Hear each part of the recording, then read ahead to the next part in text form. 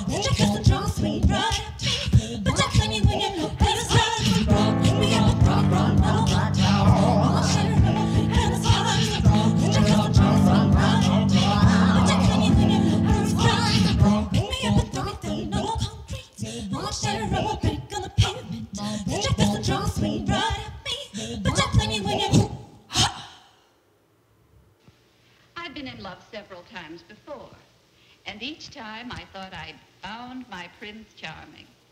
Well then, how can you tell when you're really in love? How can you tell when you're really in love?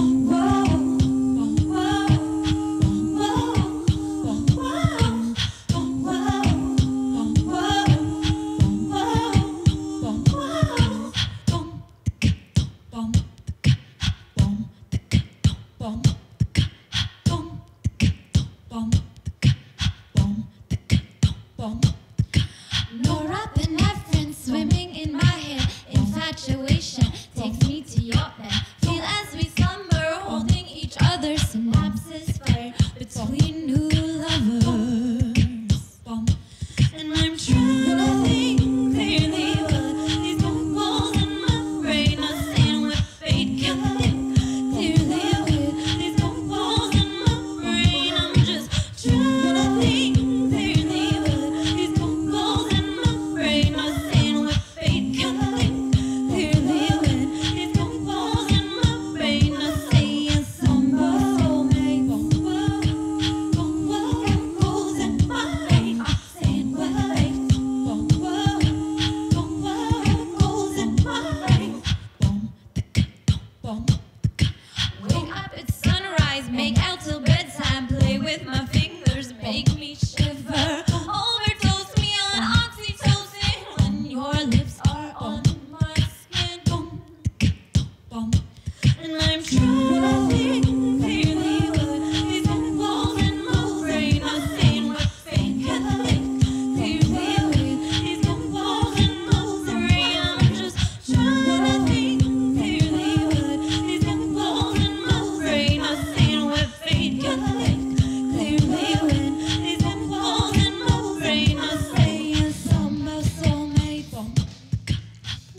You've been listening to Trishes on Radio Bandiego.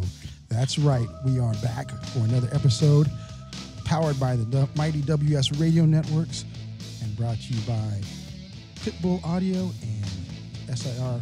We'll be right back in a few short minutes after this commercial break. All right, it's the second segment. Well, you just killed it. Thank killed you. Trishes. I tried my best. We are here having a good time. My name is Florentino, and as I mentioned, this is Radio Bandiego, powered by the mighty WS Radio Networks, brought to you by SIR Music Equipment Rentals and our fun folks over at Pitbull Audio, where they just want you to play it loud. And we are here today on a great, beautiful Sunday in San Diego, having a good time. You just had a concert last night. I did. I had a show at the Aztec Brewery. Awesome. Not too far from here. So you got your beer on too, huh? I'm not drinking beer right now. It was really painful, actually. Okay. We'll have to get into that in a minute, but that's awesome. Yeah, it was super fun. They were raising money for lupus, which, I know Dr. House mentions a lot in House. Yeah. So it's like obviously a really big problem. Yeah, I think there's a lot of, that's kind of a thing. We'll touch on that, but I think the music generation is kind of coming up to wanting to do more for the world than just make a few bucks and drink beer, right? No, I'm joking. Yeah, I feel like that's always been a big part of music and like activism and we are the world. Exactly. Oh, that's funny. I've got Ken Cragen, who organized that, coming on the show on the 16th. Oh, so, cool. Well, not on Radio Bandiego, but on it was Changing like the Stage. some anniversary of it recently, Yeah, right? Yeah. So that's with all that. So we're going to talk about that and fun stuff. But we're not here about Ken. We're here about Trishes. So, you and I kind of met at a kind of in a random kind of way. We met at an open mic night. Yeah. What was it? About a year ago, 2 years ago? What was it? Yeah, it must have been like a year ago. Crazy rainy night. Just a few folks wanting to get out and do some music. And reason why I bring that up is because you have risen in this business very fast. You've been doing some crazy, awesome things. Folks, if you don't know it, she is, what I consider a YouTube sensation. I think a lot of people would, because you've got videos that have, tens of thousands of views. You had your video that you had for the summer. And then you have the new one with... I had a video in November called Day Jobs. Day Jobs, which is all about us folks, struggling to make it in the music business. Yep. So with, doing these open mics, and all of a sudden you're starting to blow up doing concerts. You've been doing a lot of... You're from L.A., but you're originally from here in San Diego, right? Yeah, I grew up here. Okay, so tell us about how the steps that you've been taking to kind of build your career, your brand positioning, if you will, and what kind of things that you are looking at doing here in the future. I've just been writing and playing out as much as possible and, trying to meet as many people as possible, come up with creative ideas, interesting things to put out into the world. And I think the differences between someone that does something and doesn't do something is that you just go do it. If you want to, that's the only real difference. If you want to go do something, think about the way you can do it, how you can make it happen and do it, Yeah, I think a lot of people get intimidated by the fact. I think they get intimidated by success sometimes. Would you say so? I think getting from A to B is very long and hard and difficult, and it's a scary thing to jump into, I guess, for some people. Yeah, it can be. And you're doing it in such a unique way. You're doing it all alone. How did you get into the desire to actually just be your own band with everything that you're doing with the looping, with the beatboxing, with your own background? You got, the Trishes Ets. Yeah. I played with a band in college, and that was really fun. But I think as a writer, I was just getting too harmonically complicated for the things I wanted to write. So basically, I was doing a lot of like Regina Spektor, Fiona Apple kind of keyboard vocal things, and it's easy to get bored with a few chords on piano. Like you want to get more complicated, and that wasn't really the sound I wanted to go for. So I started writing without any instruments. And that was helpful, and I would write without any instruments and then figure out the chords later, and it would be like 3 or 4 chords, nothing crazy. And so, I just started writing without instruments and work taping things with just my voice, whatever came out from my head.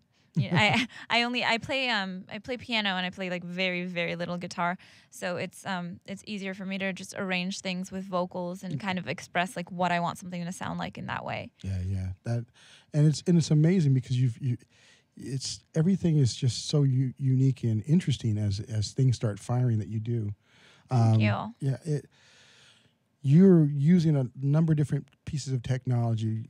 Tell us what those pieces are so people can understand and deconstruct all those Trishes. So I use, the main thing that makes my sound is the TC Helicon Voice Live Touch 2, which is a vocal effects processor, basically, that can make your voice sound like a bunch of different things. It can make it lower, it can make it sound funny, it can add reverb, things like that. So I run that into the Boss RC300 loop station, which is a 3-track loop station, and that loops things that you sing into it, and then you hit a button and it'll play it again. And I use the Korg SV1 I just have to keyboard. comment, that sounds like it's easy. You make it sound so easy in the way it comes out, so easy, but the timing piece is not easy. Yeah, timing's really, really important with looping for sure. Yeah. It can be very awkward if the timing isn't right. Yeah, if you stop it too soon or too late, you're pretty screwed. I can say that, right, Mr. Wade? Say that on the air. Yeah. So, but I think that just takes time. I think if anyone sat down and tried to do it, you get a hang of it. Well, practice, a lot of experience. Yeah, it's just practice. It's like an instrument. It's like any instrument. And then your keyboard is one of the cool Korgs that I've Yeah, it's a cool Korg. It's heavy, but it's cool. And so I run all those into my loop station. And I also use my iPad for various little things. So, yeah. Well, the fun thing is it was so easy for me to do production on this one because it was just you. One plug-in, your vocals, everything, and it sounds amazing. Oh, thank you. I mean, you're just, I'm very pleased to see the growth that you've had as an artist and all the things that you're doing. And I target you. That's what the show's all about, folks, if you haven't gauged. It's all about emerging artists. Those artists that they're not the huge names now, but you're going to see Trishes as one of those huge names. I'm banking on that hope. one. Yeah, I believe. Well, it's all about the passion and which drives you. And you've actually done some cool things too in promotion and partnerships with sponsors. I mean, TC Helicon is one of those companies that really kind of recognize your talent. Tell us about how you got that relationship with them and the cool toys that they just sent you that you haven't even had time to play with. Okay. Well, I've loved TC Helicon. I feel like their equipment's been a big part of me finding my voice as an artist. So when I went to NAMM this year, I made sure to stop by the booth and just tell them that I really like their stuff. And I met someone there, Rob. Hey, Rob. Who works for their mobile apps department. They just come up with this this Voice Jam Live. This Voice Jam Studio, which is an iPad app that you can do vocal effects on, do loops on. It's crazy. It's amazing. I've seen your Facebook posts on that. Now, it's also, does it have a video attached to it too? Yeah, it's really cool because you can, it's a video, you can see the video, you can do loops on it, you can change effects on it, you can it's crazy. It's actually very helpful to me. So what you're trying to say is you really didn't need us. You could have done that all on Facebook. You didn't have to come here, promote yourself that way. Well, no, it's still, it's different for sure. But yeah, and he had told me about this contest involving the Voice Jam Studio that I entered, and I ended up getting second place in it. And then we'd just kept in touch about doing more stuff with their mobile app and stuff. So I like to make videos for them, and you did a great job. But there's a big toy that you just got recently. Yeah, they sent me the Voice Live 2. So what I have is the Voice Live Touch. Oh no, they sent me the Voice Live 3. What Okay. I have is the Voice Live Touch 2. Okay. The Voice Live 3 incorporates also instrument effects. So Ah. most people use it for guitar effects and vocal effects. Okay. But I'll be using it for keyboard effects and vocal effects. That sounds like fun. I can't wait to Yeah. hear that one. We're gonna have to bring you back at some point. Of course, we're gonna be playing later on today, so with all of that, with the videos that you're doing, you've got these partnerships. You've actually had sponsorships for these videos. Tell us Yeah. about how you got your videos, produced, and this partner.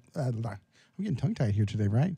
The sponsorships that you got to help that come to life. Well, my first video, I made up a treatment, which is, just explains what's going on in the video, and pitched it to different companies about how it could help brand their company. And can you kind of And- explain to the people listening, what is that treatment?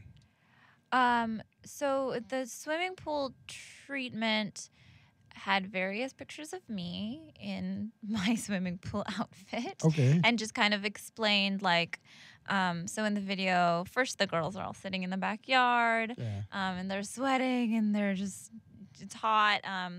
Then, two of the girls start playing with a volleyball, and the kind of ditzy blonde one played by my friend Vanessa Michaels hits the volleyball over the fence, and we go look over the fence, and we see a pool there, and we start thinking of how we can get into the pool. Yeah. So the treatment just basically has all of that in pictures. Oh, okay. Yeah. Well, hey, folks, that music tells us that it's that time for a commercial break. We got to pay some bills. This is Radio Bandiego, powered by Mighty WS Radio Networks, where we have a good time. We've got a lot of playground fun stuff here. And we are brought to you by SIR Music Equipment Rental and Pitbull Audio, where they just want you to play it loud. We will be right back after a few short moments. Stay tuned. Oh, yeah, this is a third segment of the Changing Stage radio show, powered by the Mighty WS Radio Networks and brought to you by Pitbull Audio, where they just want you to play it loud. If you want to get gear, Trishes, I don't know if you know, if you want to get gear, Pitbull Audio is the place to get, unless you're TC Helicon, then you just go right direct with your Trishes. And, of course, SIR Music Equipment Rental. This is where all the big stars get their gear rented. So if you need to go on tour, you need some backline with some PA system, or even if you need a keyboard, they even have your keyboard, so they can Nice. they can rent that out to you. So we are here with Trishes, and she performed in the first segment. We talked a little bit about how you were making things happen in this last segment. This one right now, I want to finish up a little bit about where that's at. What's next for Trishes at this point? I'm planning a tour for the summer. Okay, That'll be a lot of East Coast dates. And because you went to school at Berkeley School of Music. I did. And I'm playing my first show in Trinidad on April 14th, which is Wow. very exciting. That's coming up quick then. I didn't Yeah. realize that quick. Really soon. And I'm also shooting my next music video, not tomorrow, but a week from tomorrow. Wow. Where are you going to do that at? It's all going to be in a studio, so Oh, it is. Okay. like a photo video studio. Okay. Not like a music You going to do studio. any CG stuff, or is it just going to be part? There's going to be a lot of body art. Ah, okay. Yeah. Okay. So- You got a little bit of the taste right here with the. Yeah. So we'll see. That's awesome. Well, that sounds good. So, as you've kind of grown in the business, we talked about how we met at a open mic together, and we've all been doing this for a little bit since then, and kind of growing in the business. And you went to school at Berkeley. What's your thoughts right now in the way things are and how the business is? Because before it was pretty self-evident how you would do it. There was a lot of luck involved, a lot of networking involved. You had to meet the right people. You'd hopefully meet somebody at an A&R over at a label. You have your demo tape in hand. You do your elevator pitch, and maybe they'll sign you. And if they signed you, it was good. They put you out, and you did a demo, or you did a master recording, and they put that out. And then from there, if it took off, you were a success. You're Katy Perry or whoever else. Today, I mean, it just seems like almost overnight things have kind of changed and the dynamics changed. How do you think the business is, and how does that affect artists like yourself? And, what are the pluses and minuses?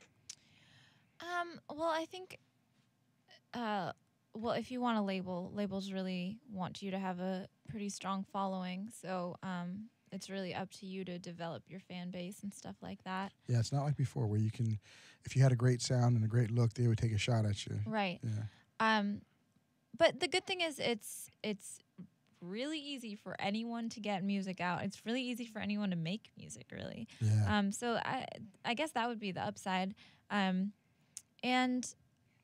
I think, another downside is I feel like labels are banking on more. They have been banking on more of like a very generic pop sound that can be consumed widely. Yeah. A little bit Instead of lowest taking, common denominator, I think, really. instead of taking chances on different artists. But I feel like more recently, with artists like Lord and different artists that are more of that indie sound. Yeah. It's going more towards that because I think people are kind of tired of what they've been Generic. Yeah. I agree. You know what? We've had a couple of indie labels that are on. I think they're starting to pop up now a lot more where they're taking a development approach of artists. Like one of those is Black Market Blue, friends of mine over in Sacramento. They've been doing the independent thing for 25 years with hip hop, and now they're kind of spawning off into doing the independent thing within the jazz, smooth jazz / even gospel and other areas. They're looking at pop areas as well because they really see that there's a need because there isn't any development going on. Have you? I know you're putting your own material out. Have you ever thought about going with an indie label, or are you entertaining different possibilities, or what's your thoughts on that? If the opportunity arises, and I think it's a good situation. What would be a good situation? I guess that's a good question. I feel like I've worked with a lot of people that that would think I have a good voice and a good look and a pretty good stage presence, and kind of want to see how they can take that and make it very commercial. Yeah. And if I were to work with a label or any sort of company, I would want it to be a situation where they kind of appreciate like what I'm trying to do as an artist, not just what I could be sold as or packaged as. Yeah. Really kind of develop not just you, but the entire package you just said, the sound, the sonic quality, the whole package there. Have you've got a lot of contacts in this business. Have you found? I mean, are you able to talk about any possibilities of relationships that you might be seeing in the future for? I don't know. I'm just doing everything by myself right now, so. Yeah, that's really commendable because you've been driving, great traffic to your videos. You've been putting your tunes out, and you're playing.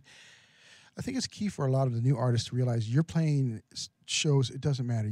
As long as you can get out in front of people, you're there. And I think Totally. a lot of I've run into artists that they're looking for the big payday really quickly. Right. Yeah. No, I don't Yeah. care about that. If I can play for people, preferably people being there would be good. But everywhere I can play, I'll want to play. Yeah, I gotcha.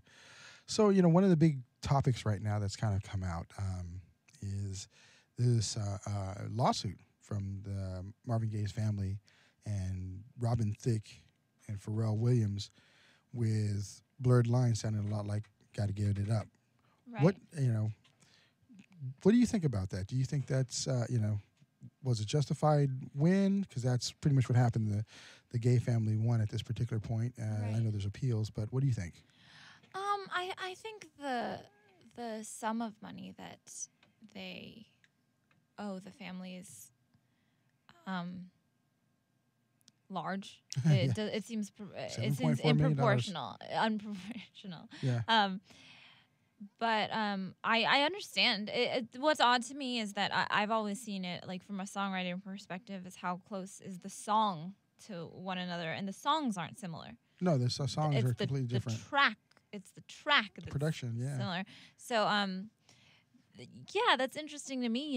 If I were them, I probably would have changed up the track a little more. That's like kind of their fault. You know, you should have changed it up a little more. You know what though? I hear you, but you know, then everybody should like pay a whole lot of money to Chuck Berry because I mean that sound, Right. you know, that he was pretty much known for, and I don't know if he's the first, but he's the one known for that kind of spearheaded everything from the Beatles to, you know, what we're doing now. You know that 1-4-5 chord progression, Right. and that you know that driving beat, the 4/4. I mean, where does it stop? That's kind of my question. What do you know? What's your thoughts on that? You know, I think, well, what's his name? Robin Thicke. Yeah. He in interviews, he's like mentioned that Marvin Gaye song, like mentioned Marvin Gaye's influence on him. And so I think that makes their case a little weaker, that it kind of, it makes it more clearly like it was them copying something. Were they the question is, were they copying or were they like anything else, just kind of paying homage to it? For how similar those two tracks are, it sounds like they should have probably switched it up a little bit. But to me, it's like more about the song, and the songs aren't similar. Yeah. So I think that's odd. Even the guy who helped write the song with Marvin said they're not the same songs. Right, not the same songs at all. And I think it's really weird that they did the ruling based off of like sheet music, not records. Yeah. It makes it even stranger to me. So yes, it's all very strange. But I think the amount of money was too much. But I understand why they would want to give them something. Yeah, I mean, as we start to see, it will definitely change the business. Fortunately for you, your sound is so unique and is so Trishes that I don't think you're gonna have anybody telling you got that sound for me. In fact, you probably have it the opposite way around. You know, people using the TC Helicon gears like, hey, you sound like Trishes. Let's pay her $7.4 million. You ready? So. With that said, and the dynamic of the business here, you're also a songwriter, and you basically are a songwriter for hire. You've done stuff in Nashville. Are you seeing that this business is still lucrative as it's been in the past, where songwriters do really well with writing hit songs, or are you starting to see, because of the way everything's kind of leveled, is the payout as being a songwriter the same? I think there's still a great deal of money in songwriting. Okay. For sure. Yeah. Because that was one of the questions that I've been thrown at is, used to be if you're Morris Albert and write feelings, you could live on that for the rest of your life. And I don't know if we have that luxury anymore today. There are definitely still some songs that you could live off of. Yeah. And I think, well, it's different in different genres. I mean, in pop music, you'll have 20 writers on a song, but you know that 2% of a Justin Bieber song could still be a lot of money. Yeah. And more in country, you have like 2 or 3 writers, and yeah, they're doing really well in country for sure. right. But then country makes less than pop. Country's not as worldwide. Yeah. Or sold as worldwide. So. Quite true. Well, the good news, folks, is that Trish is going to be continuing on in this business because she is a dynamo. In fact, she's going to continue on in a very short few minutes because she's going to be playing live. This is Radio Bandiego. My name is Florentino. I'm here with Miss Trishes, and she's going to rock the house here in a few minutes. Stay tuned. Thanks to WS Radio Networks because they are the worldwide leader in internet talk radio. And, of course, thanks to our fun friends over at SIR Music Equipment Rental and Pitbull Audio. We'll be right back listening to Trishes. Stay tuned. Yeah, this is the 4th segment of Radio Bandiego, powered by the mighty WS Radio Networks. And this is my favorite part. Well, my favorite part of the show because I get a chance to hear amazing artists. Radio Bandiego is all about the emerging artists, giving them a platform for their voice and their music. And we've got Trishes here, and we're going to give her a platform, and you're going to love it. Trishes, I'm going to go ahead and stop talking and have you take it away.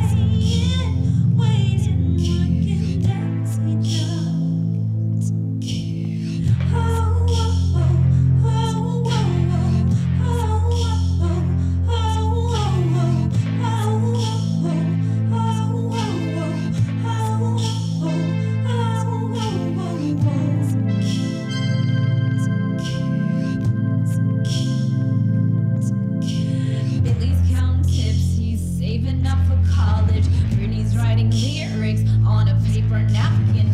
Always folding clothes in the display, examining the way that the name wants its name on the label.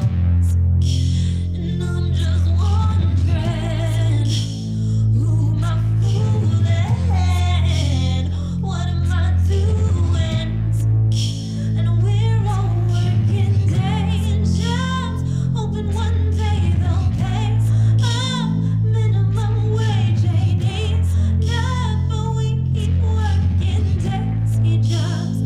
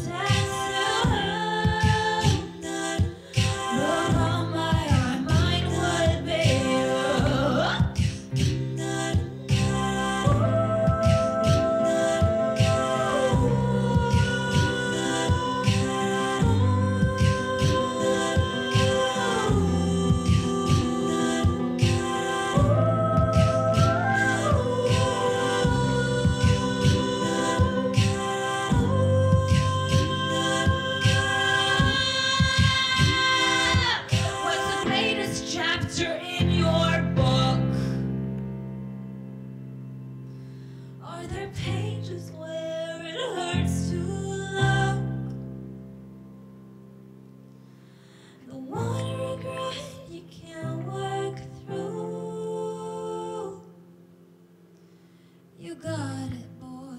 Mine would be you. You got it, boy. Mine would be you.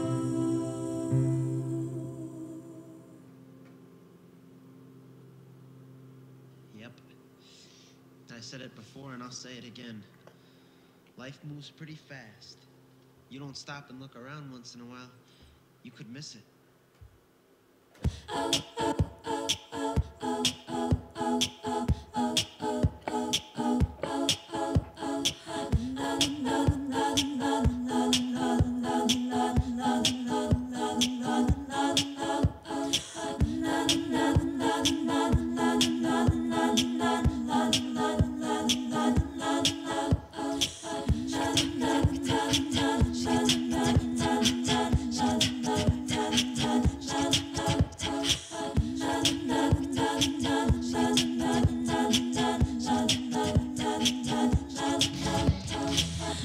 Yeah, Trishes, awesome job.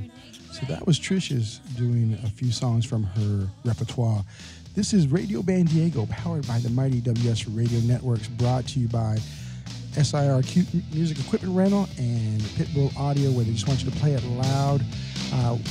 Thank you very much for tuning in. We'll be back, not next week, because next week we're going to take the week off, but the week after.